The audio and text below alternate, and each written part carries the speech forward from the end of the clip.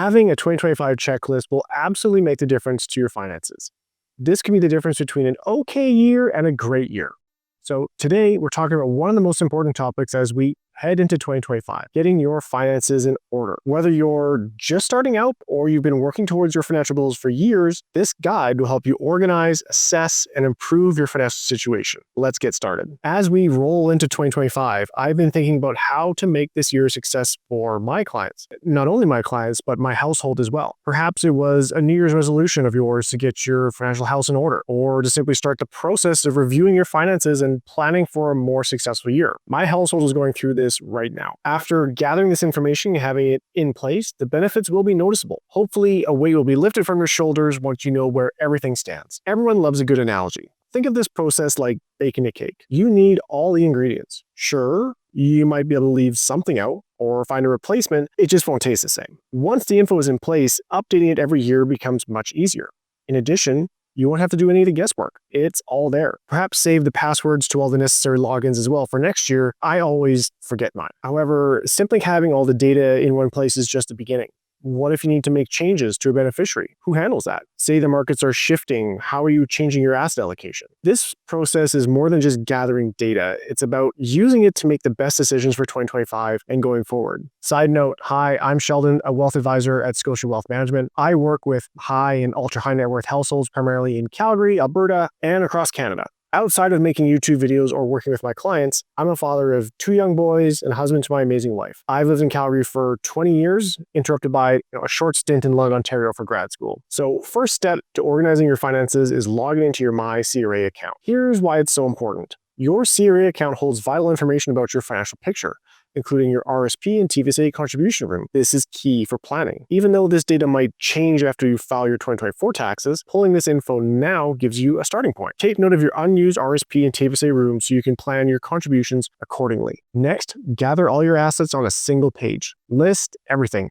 Your RRSP, RIFs, LIRA, LIFs, RESP, basically all your tax-deferred accounts. Then your home or other properties, bank accounts, vehicles, life insurance policies, perhaps that yacht you have sitting in Monaco, it all goes on the page. This will give you a clear overview of your assets and where they're sitting. Having this information at your fingertips will make it easier to analyze your investments and plan for the future. Now that you've listed all your assets, it's time to analyze your portfolio. Break it down into categories like equities, fixed income, properties, and alternatives. Ask yourself, where are your investment assets located? Are they all in one place or broken up across 5 institutions? Where are your returns coming from? Will these returns be enough to fund your retirement? Is your portfolio too risky or too conservative? Remember, being too conservative can be a risk too. Inflation can erode your purchasing power over time, so ensure your portfolio is taking on enough risks to provide strong long-term returns. Planning for your financial future also means thinking about how long you'll need your money to last. For most people, we now use age 95 as a benchmark, but everyone's situation is unique.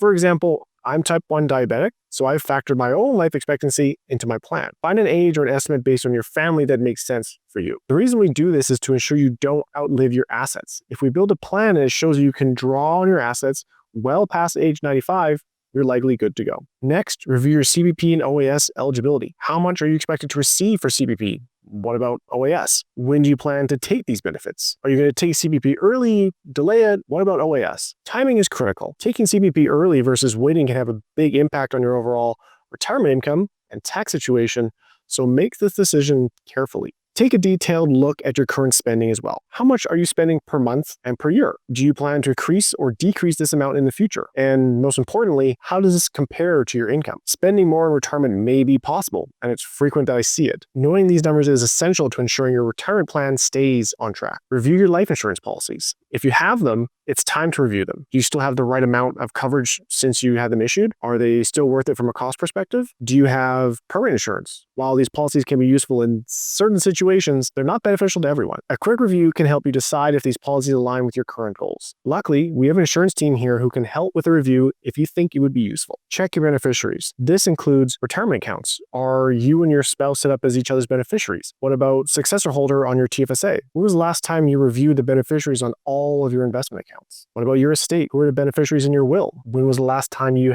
updated your will? We recommend reviewing every 5 years unless there are significant changes. Taking the time to get your finances in order now can make a huge difference in 2025 and beyond. By organizing your assets analyzing your investments, and planning for the future, you'll help to set yourself up for financial success. However, gathering all this information is just the start. What's next? Look to build a financial plan now that you have all the data. I made a video on that subject, which I'll link to on the screen. If you found this video helpful, give it a thumbs up, subscribe for more content, and let me know in the comments what steps you're taking to get your finances on track. If you have a question specific to your situation, let's find a time to discuss. Bye for now.